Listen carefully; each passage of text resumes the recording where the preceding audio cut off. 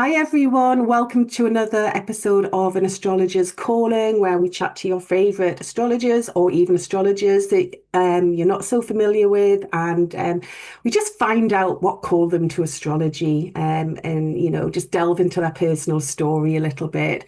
So today I'm delighted to have Stefanie James, who is a professional astrologer, and she's now managing editor of the relaunched Mountain Astrologer magazine. And she's host of the Stellium Astrology Podcast. She's lectured internationally, held classes for the London School of Astrology, and is a former horoscope columnist for ELLE UK. So Steffi and I first connected a few years ago over peacocks, and you might share a bit more on that story later in the chat. Yeah. So thank you so much for joining me today, Stephanie, and tell me all about your journey into astrology. Wow. When you read off my bio like that, I feel like it belongs to somebody else. It's so Yeah. strange, isn't it? Like, because Yeah. when you started saying managing editor, I was like, oh yeah, that's me. It's a bit of a surreal journey actually, Yeah. because I am not an academic person. I've never been able to do very well in the classically intelligent, intellectual realms. But as soon as I kind of discovered astrology, it's like the world sort of it was the codex, like the language of the world that helped me understand everything. Um, but yeah, so I guess what do you want me to tell you about how it first called me, I suppose? Yeah. How did you sort of take that first step into astrology? Well, um, I was I was born with Mercury retrograde. I didn't know about this until I joined the LSA. And Mercury is quite an important planet in my chart because I have Gemini rising. So for me, it means probably for a lot of people that if you're born with that, you sort of find yourself pulled towards the right path, but then you find yourself digressing and going off and doing different things until the timing is right for you to continue on that path. Um, and interestingly, I was born on the day that it actually turned retrograde. So for like a big chunk of my life, I was regressive.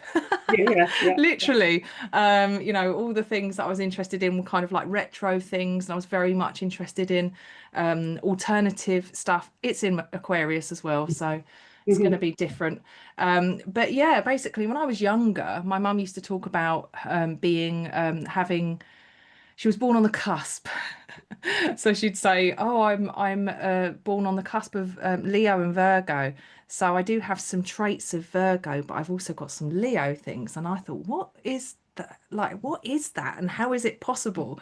So it always kind of piqued my interest. And another thing that always kind of fascinated me was that I had a little lamp that was a globe next to my bed. And I am somebody who just, I can stare at maps for hours. I just Mhm. love to look at maps and I love to imagine what the places are like. And I look at the Yeah, terrain and all I sorts of get things. that. Yeah. And one of the things that I was always intrigued by was the fact that there's a Tropic of Capricorn and a Tropic of Cancer on the globe. And me and my sister are Cancer and Capricorn. So I was like, oh, that's so interesting. Why do we have our star signs on the globe? So that really intrigued me, but not enough to really probe so deep.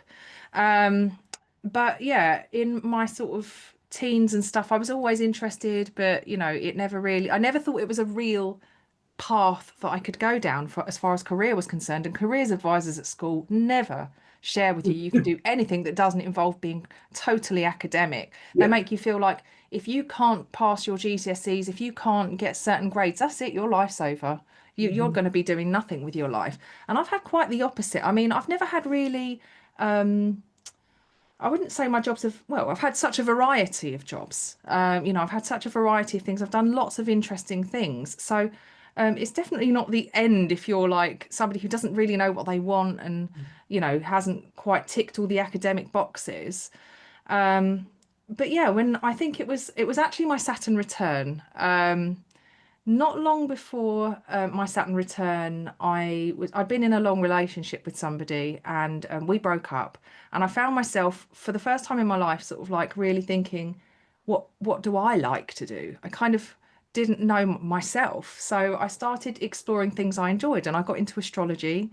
And 'cause through feeling so lost as well, I spoke to a friend of mine, and she told me about the indigo children. And I was like, oh, okay, that sounds interesting. I started Googling indigo children, found an astrologer called Mary English who's done a lot of work on Yeah. indigos. And I just booked a reading with her. And then I started asking her so many questions. She was like, why don't you just do my course? And I was like, okay. And that's really where it started with Mary. And she actually is now chair of the Astrological Association now, one of the She's chairs. on the board. Yeah, yeah, she's on the Yes, board. so Yeah. it's quite fun because we're both kind of like, sort of bobbing at the top of the bath as far Yeah. as like what we're in our, our current jobs and interests are concerned. Um, but yeah, so I did my course with Mary and I was fascinated, I was intrigued, I wanted to know more. And I started looking at courses for astrology and also anthropology. I was like, where shall I go? What shall I do? People watching degree or without realizing it, another people watching course that Yeah. doesn't put so much pressure on me that I have to, tick a lot of boxes and write loads of essays. And I chose the LSA based on advice from my sister and a conversation with Frank, who, honestly, when you hear him on the phone, he doesn't sound how he looks. When I turned up to the first class, I was like, that's Frank. Oh my gosh. He just sounds like a lot older. Yeah. And yeah, when I literally sat in my first ever class and I had no idea at the time, but a lot of the people in that room were going to be really good friends for a long time, Yeah. proper karmic connections. Yeah. And I was sitting down, and for really honestly, for the first time ever, I just felt completely engaged, and I was so interested, and I never had that in a class before. Like, I've never really learned something through classic curriculum, UK Yeah. curriculum, that actually really inspired me. Apart from when we did astronomy in science class, that was it. So as far Yeah. as I'm concerned, if it's, if it's little rocks floating through space, I'm there. Yeah. Sign Yeah. me Yeah. up.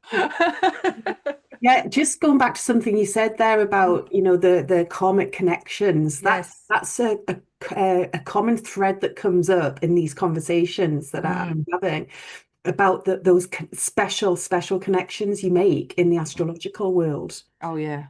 Yeah, Yeah. Yes, yeah, it's mad because Mary, without realizing it, was going to be such a huge part of my life. And mhm, I haven't studied with Mary since I think it was 2011, I think, when I signed up to study with her. And or was it 2012 actually? It might have been 20, it was 2012. I think I signed up with her and did her little spring summer course that she does, and it's one-to-one tuition. And so I signed up and I did that, and I went through some emotional stuff as well at the same time. So she sort of coached me through. She therapized me basically. But she's also a hypnotherapist, and she does Reiki. She does all sorts. She's a homeopath as well. And since then, I've done loads of hypnotherapy with her because I find it very helpful. Including hypnobirthing, which when I had my little boy, Mary did tailored hypnobirthing for me. And I'm wow. telling you now, I am an anxious person.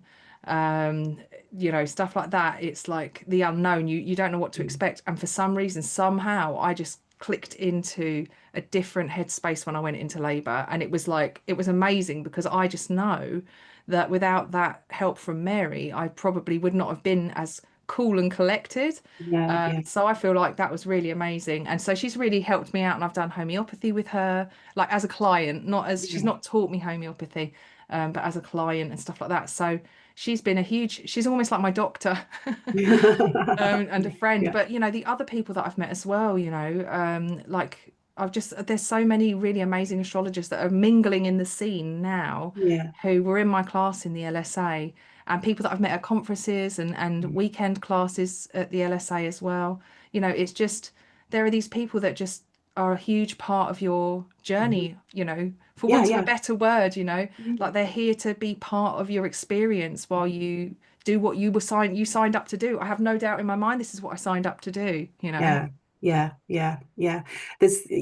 I went through a similar thing. So when I first started exploring astrology, and the first time that I opened a Teach Yourself astrology book and saw my natal chart for the first time, a whole world opened up, and I was like, this is what I'm doing for the rest of my life. And I knew Yeah, this was yeah. what I was being called to do, and that was going to be my journey.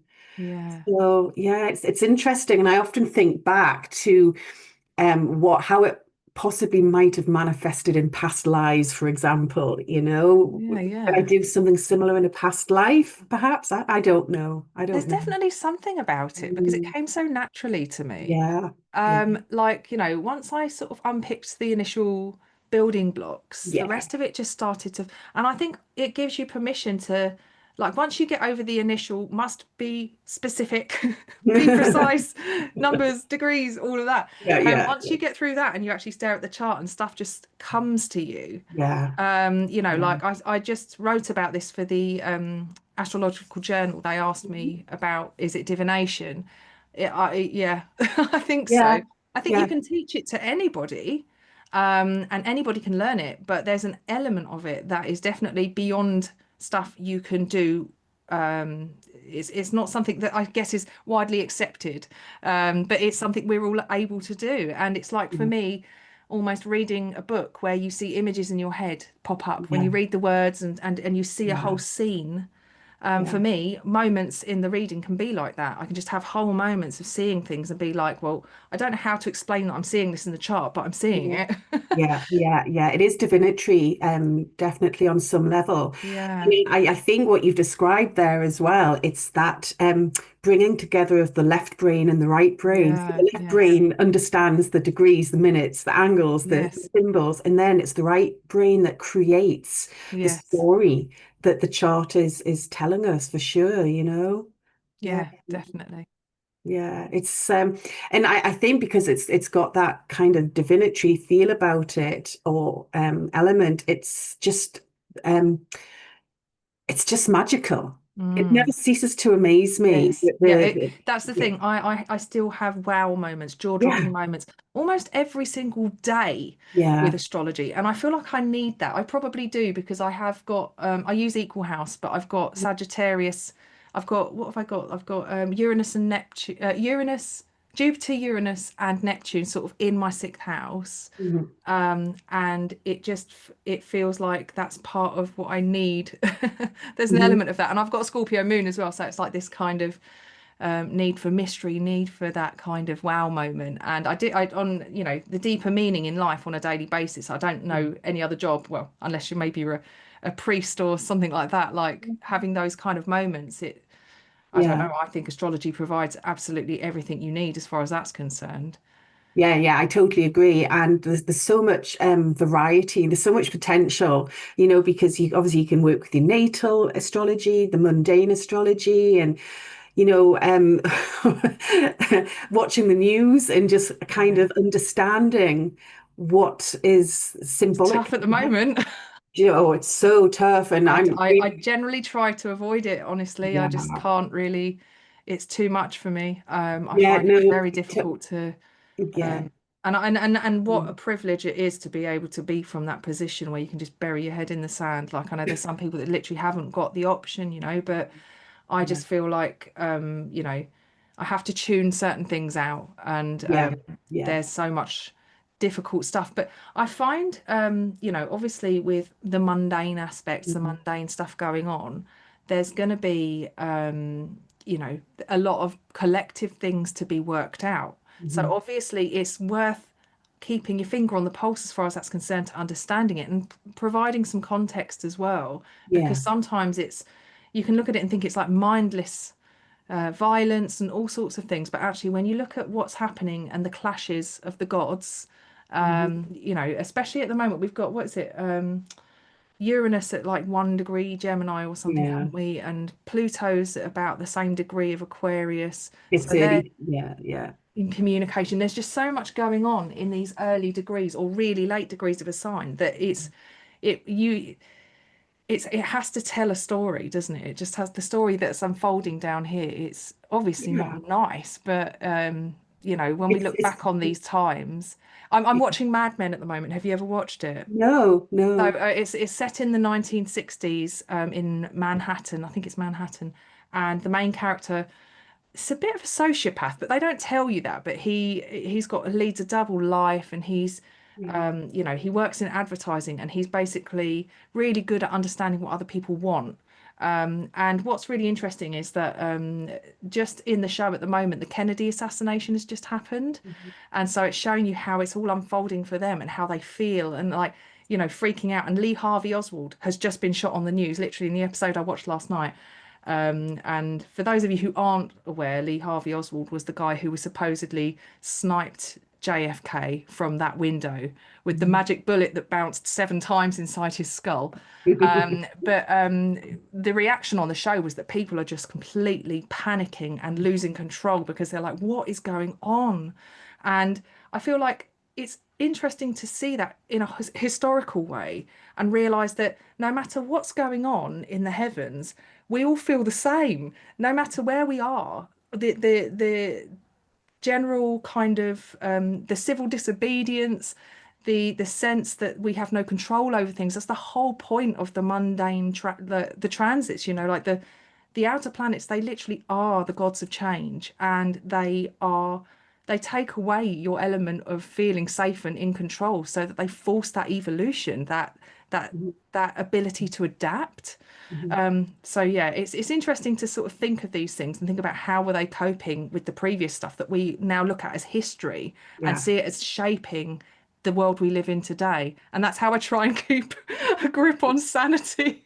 Yeah, I know. No, it can be really challenging to do Yes. that. But though those the planets describe the process that we're going through and that we need to go through to get to the other side, or that, reach the next step in our evolutionary process. But Yes. no, I find it all very overwhelming, if I watch too much news, especially at the Yeah. minute. So Yeah. I try and just sort of check in twice a day to see what's going on. Yeah.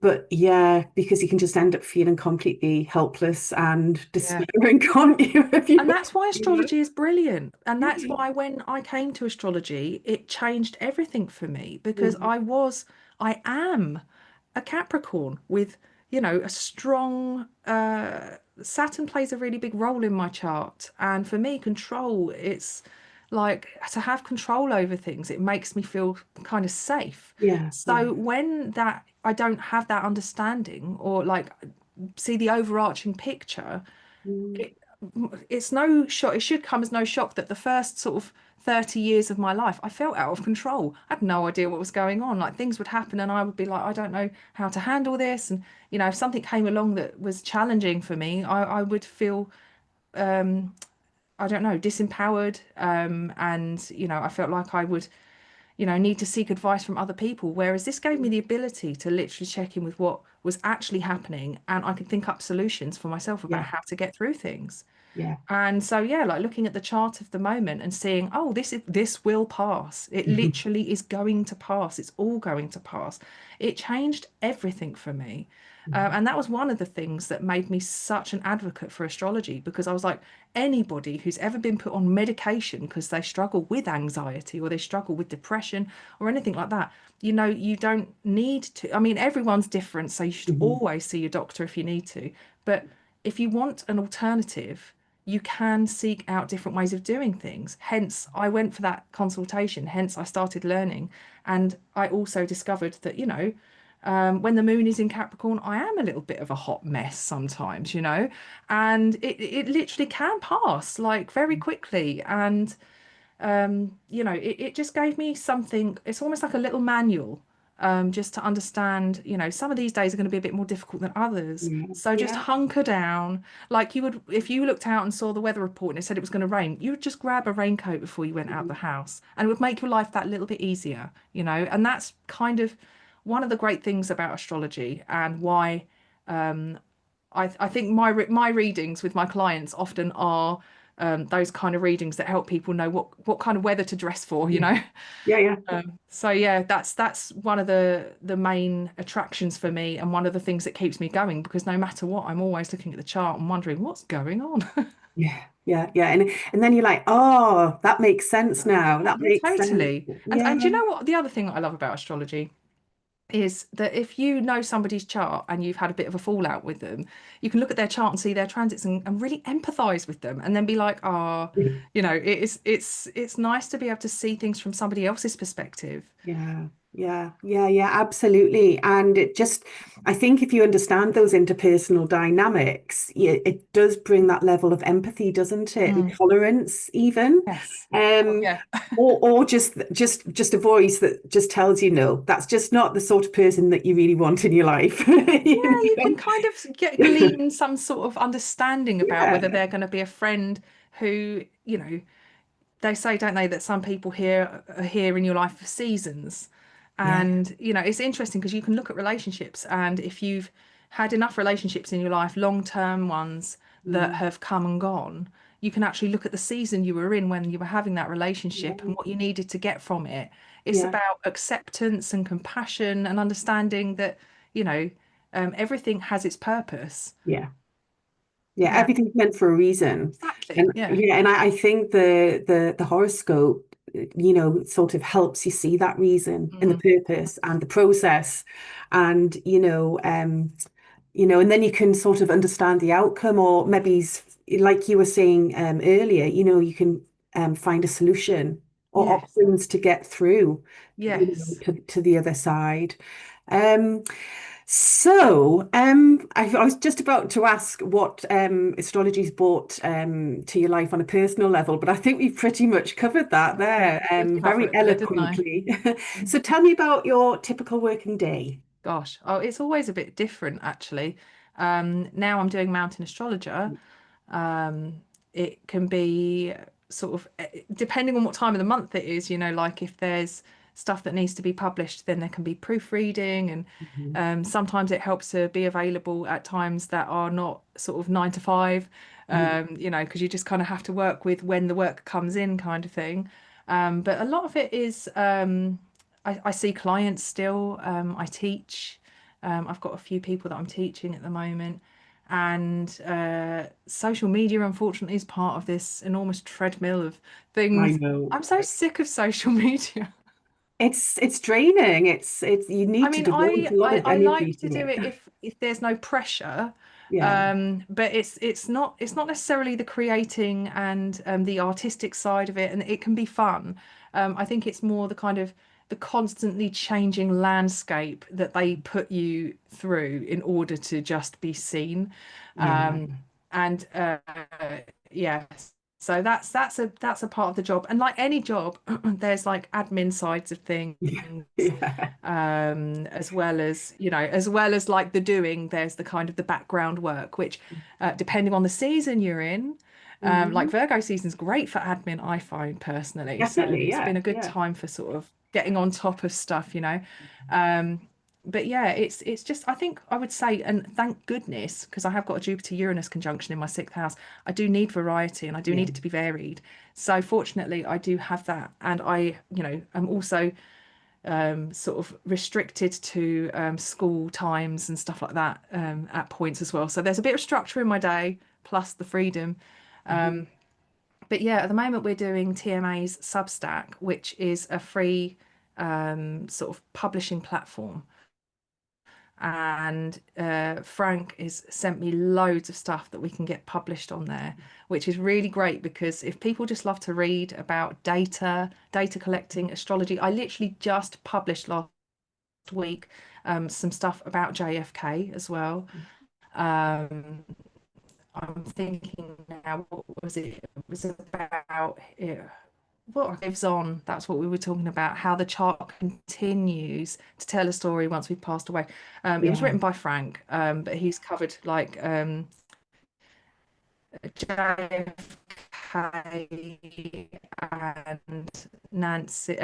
Yeah, Nancy was in that one as well. So there's like really interesting articles, and it's really fun because that gets delivered straight to your inbox as well. So Yeah. you can get loads of freebies, loads of free stuff, Everyone all likes through Substack. freebies. So I'm doing a lot of work on that at the moment, which is fun. Yeah. Um, yeah, so like I said, there's just all sorts coming through. The happy moons are probably my favorite, which are one of the things that I help to proofread because I have this uncanny ability to spot numbers that aren't where they're supposed to be. And yeah, Frank creates about, I say creates, but he picks out the best parts of the month like auspicious periods. Yeah. And they're Yeah. part of the TMA. And I really love it because I sit down and I think, oh, what could I be doing then? And, like sort of like planning my own life around these happy moons. And it's so interesting because another thing that's great about astrology is that even if you don't know about it and you're not like consciously engaging with it, Yeah. you are guided in a way. So I always find that during the happy moons, there is often something lovely happening that you've probably planned months ago, Yeah. that you didn't even think about. Like I always find myself doing something really nice during a happy moon period in the month and thinking, Mhm. how synchronistic, Yeah. that that's Yeah. just the way it happened. Yeah. Yeah. Yeah. The synchronicity, it's Yes. that's again one of the things that never ceases to give me the wow moment. You Yes. know, Yeah, so yeah. so on that note, do you have any I don't know, funny transit stories or synchronistic stories, those wow moments I or have all sorts of stories. I know. I've got Gemini rising. Um, but let me think now. I can tell you some interesting stories. Yeah, go ahead. I guess with families, you have synastry. It's just you're born Yeah. into a family and you're born into a planetary arrangement that sort of expresses Mm, itself in a different variation through each person in that family, yeah. like branches on a tree, isn't it? Yeah. And interestingly, with me and my sister, we have a Mercury opposition and we also have a Sun opposition as Mhm. well. So no matter what happens, you've got transits that happen to one, it kind of happens to the other as well. Yeah. And Yeah. we were always really, really close. But when Uranus was in Aries and it squared both my sun and her sun, we just were distant with each other and you just felt the distance. And it's so interesting to watch it through astrology and understand that Uranus literally it literally does, it's like that repellent thing that you get with a magnet. Like Mhm. it Mhm. pushes apart. And then once it was done, we came back together again. And we it's almost like it forces you to like do life separately and experience. We're very different because we're both, complete opposites in Yeah. so many ways. But actually, it's really interesting to see how synastry works, and not just that's like a really quick explanation of a Uranus transit square to your sun, but that was just one. But a really what I one that I find really interesting is that because I was born in Mercury retrograde, and it was the first day of Mercury retrograde Mhm. by transit, I think it was about 3 weeks, and then it was direct again. But you're still working with pre-shadow, Yeah. post-shadow periods, and for me, the shadow is when it's retracing its steps through the Yeah. degrees before it went retrograde. I know everyone's got their own kind of definition, but for me, that's part of the Yeah. shadow period. So when you look at that through progression, it's very different. So, Mhm. like for the first 21 years of my life, Mercury was retrograde in Yeah. progression. Um, so that is interesting because the first 21 years of my life were particularly difficult to navigate. And then when it got to, I'm trying to think now if it was 2023, I think it was sort of like October time 2023 that Mercury went back to the exact degree that it was when I was born. So Yeah. it was almost like a rebirth moment. Yeah. Now, Yeah. I at that time tuned into the fact that I'm a bit neurospicy. I like Which Nemo I think spicy. that a lot of people who are interested in astrology are a little bit spicy in some way. Oh yeah. Um, but yeah, basically, I tuned into that and I sought some help for that, and sort of like really start to understand that the reason why the world is a bit wonky for me is because my brain just works differently. Surprise, surprise. Mercury in Aquarius realizes that they think a bit different to other people. Which is fair enough.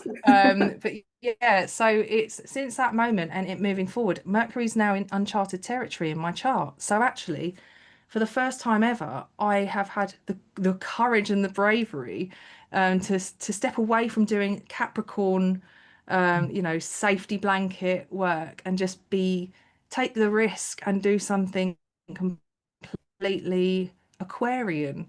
And yeah, as it's moving through and it's kind of like doing what it probably should have done since I was born. Yeah. Um, my whole life is I'm really in tune with what I feel like I should have been doing the whole time. It's so funny how I'm sure there are so many other things in my chart that could talk about this, but I put it down to Mercury in Aquarius as well, and that whole progressed Mercury retrograde that I've been Yeah. experiencing practically my whole life, because it's like I had to go back, I had to have certain experiences, because Mhm. otherwise, I wouldn't have the clients that I have now, because a lot of people that come to me have you've got like synastry with your clients. Mhm. So I've got the experience that I had because of that that whole, I don't want to call it regressive really, because it's not really regressive. It was my life and it was me moving forward, but I had to go and do, I guess, some of the karmic work, some of the, the Mhm. stuff to re-experience or learn lessons, tie up loose ends in this lifetime. I don't know. And now that I have Mercury moving forward from the degree it was when I was born, and probably, they do say, don't they, that Mercury retrograde is about coming back and doing things over one more time, don't they? Yeah, yeah, I really definitely. There's feel like unfinished that is business. exactly what happened, and that now that it's direct, I'm really on the right path for myself. I've never really felt so happy in a job where I'm, like there's always been issues. Like I've always been like, yes, it's okay, it kind of pays the bills, that kind of thing. But actually, this is more than that. I just love it. I just enjoy what I do, Yeah, and it's like I just finally everything sort of fell into place. yeah, So it's really yeah. interesting. I did a whole talk on, I've created a talk on this. I don't know if I've actually done it yet, but there's a lot of people, of like famous people, who have the same thing where they're born during Mercury retrograde, and it's a really interesting story about how things come together for them in order for them to start living life in I don't know, the backstory has to be told first. It's almost like there has to be a backstory. It's like watching the prequel, Yeah, you have to do yeah, the prequel. So that's kind of what it feels like. So it's not like my expert area, but I've definitely lived through that, and I know probably loads of people that watch this or listen to this have Mercury retrograde, and they're now probably like really intrigued and they need to start digging in their charts. But it's not yeah, like a setback. It's really about, maybe you could say it's like really developing the character arc.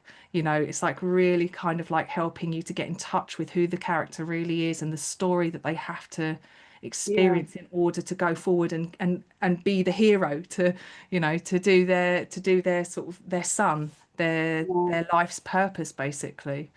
That's it. Those progressed planets, when they station, and they can be stationed for a year easily, quite a long time, Mhm. and then change direction. They're often very, very pivotal times in Massively. someone's life. Hugely pivotal times. Not just that though, but like also when like progressed planets make a conjunction, because they all move so slowly, and you can see them doing a little dance where they're together, and you're kind of under the influence of those two Yeah, forces working. But when they actually, cross points, ingress houses, change mhm, signs, actually form conjunctions, it's like things really happen, yeah, it's amazing, really yeah. amazing.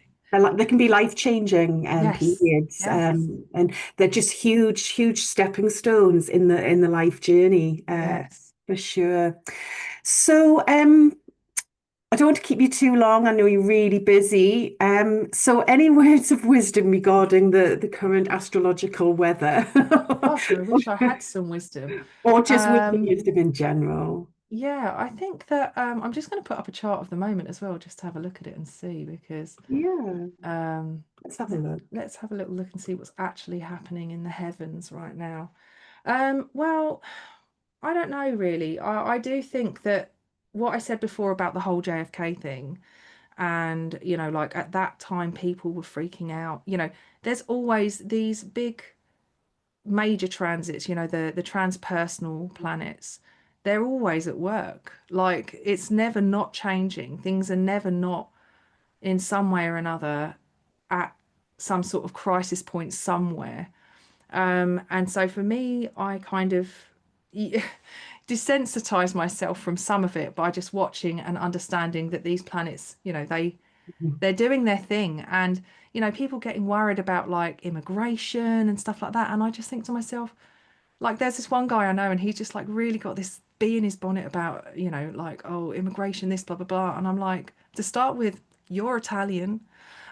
Second of all, you love watching Vikings. They invaded, and you Yeah. love that, and you're cheering them on. Like we're kind of, we're an unfolding story of everything blending and separating.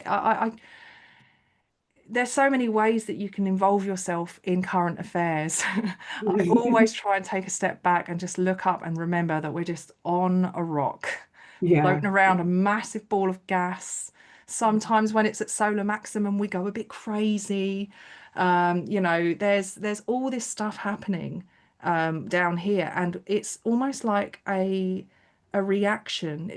I know we say it's a reflection of the heavens and what's reflecting what, but there's this kind of weird thing when the sun comes out, we go to the beach. When it gets cold, we all like huddle up like penguins and warm up because we're that influenced by the weather, and the planets do the exact same thing. And yes, it's hard when we are challenged with such controversial events that make us feel uncomfortable in our own skin. But you have to bear in mind that these are the things that force us to evolve, force us to move forward, change of laws, to make the world a better place to live in, to take into consideration. I don't know, like I think about things like animal rights and stuff and how like veganism has become such a big movement and how we are becoming aware of consciousness, in even the food we're eating.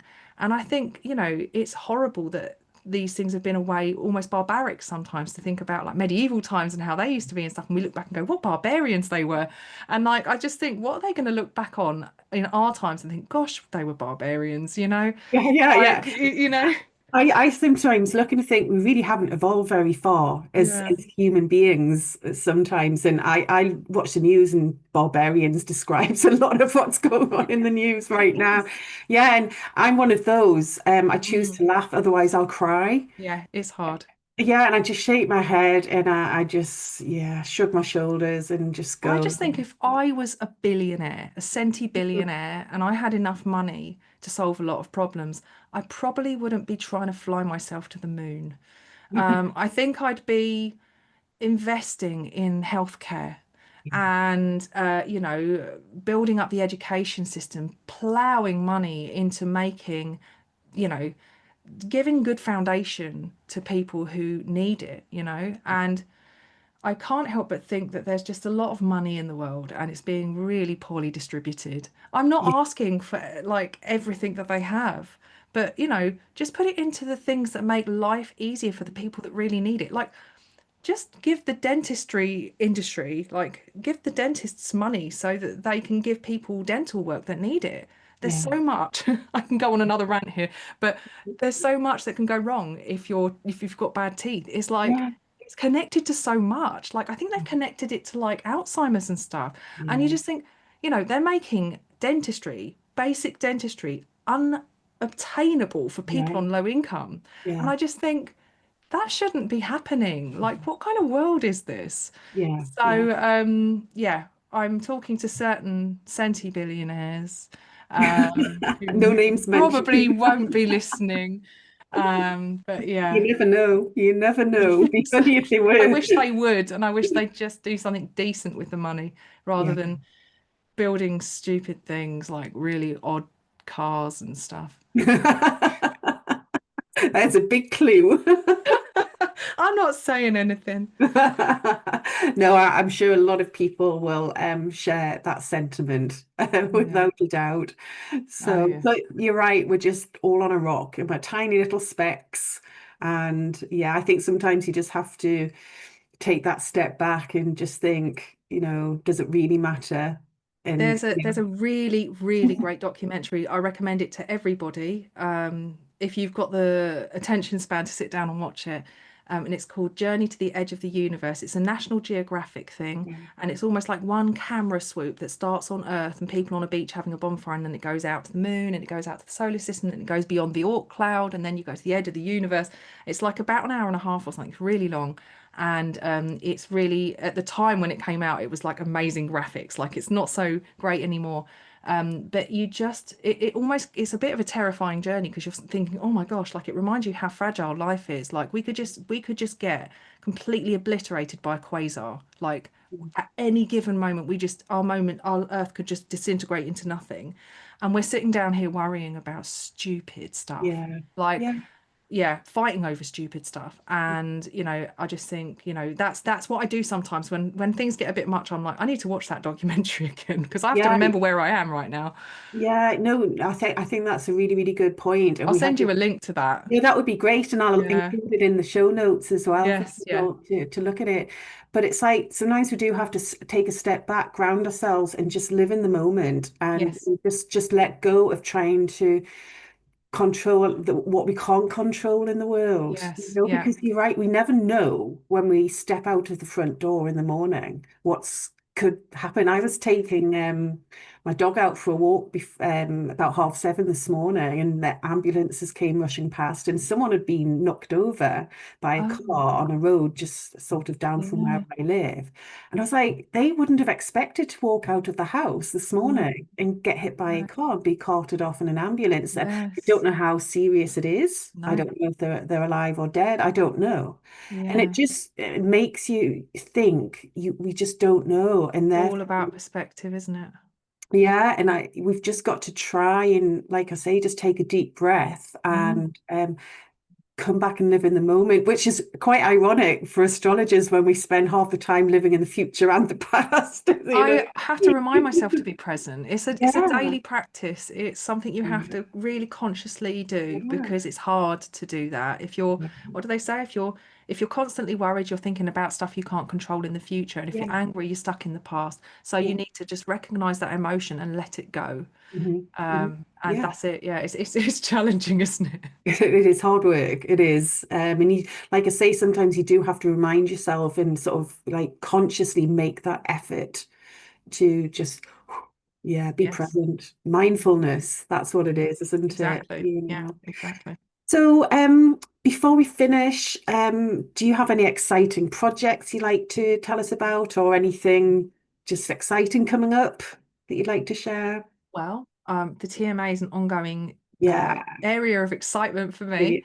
I Yeah, am really, really hyped to be part of this. yeah. Like, it Congratulations. is like for me such a huge legacy that Yeah, I want to be able to contribute to in a really positive way and to honor everybody that's been involved, honor Tem, the yeah, founder of Mountain Astrologer. This magazine's been going on since the 90s. yeah. Like, it's really such a I don't know, such an Iconic. important, Yeah, it's part iconic. of being an astrologer and going, Yeah. oh, like get my magazine delivered and check out what people have got to say, it's such a huge thing. So this is like something that I'm really excited about. And, I also am excited to be working in a kind of teaching context with, some of my students. That's fun. Mhm. And one of the things that I'm going to say here out loud so that I hold myself accountable is that I'm planning to get some courses made up, just little things. Mhm. But I've been saying for ages I'm going to create a Lilith course, and I'm going to do it because I have to. I like keep saying I'm going to do it, and then it's like one of those things I keep putting off. So I really want to get back into doing some of that as well. And just for me, what's also exciting is that doing this job, and now my little boy is at school, I Yeah, actually have a bit more time to yeah, be creative again. So yeah, I really hope to start doing a bit more writing, sharing my thoughts, get back to podcasting because it's been yeah. so long. And I've got lots of thoughts and lots of things to say, as I'm sure you can tell. That Mercury. I know, it doesn't stop, does it? No, I know, but that's who you are, and it's you're honoring that Mercurial, which is huge because it's your chart ruler, Yes, know. exactly. So yeah, so you're now committed. You've announced it, so you have I have to everything do you've it just now. said. You've got to do it. You're Yeah. committed. That's That's why I did no it. backing out. Oh, brilliant! Thank you so much. That was so Thank interesting, you. and you've just got a lovely way of describing things in a very practical, Do my um, best. real way. some quite profound sort of subjects, but you just make them so accessible and real, if that makes sense. Now, So, I am a Scorpio moon, and I have been yeah. told, if I'm living in normie square land where I used to be working, NHS and all that, I used to be get told I was intense. But I'm in the right place now, so I can do this. You can just let all of those Yeah. energies just run free, and Enjoy the intensity. exactly. So thank you so much. You're welcome. Good luck with all your projects, Thank and you. hopefully we'll speak soon. Okay. Congratulations on your books. Oh, thank you very much. And there's more to come. There's Oh more to my come. gosh. She's out of control. I know. Okay. Thank you. Anyway, take care. Take Take care. care. Bye. Bye bye.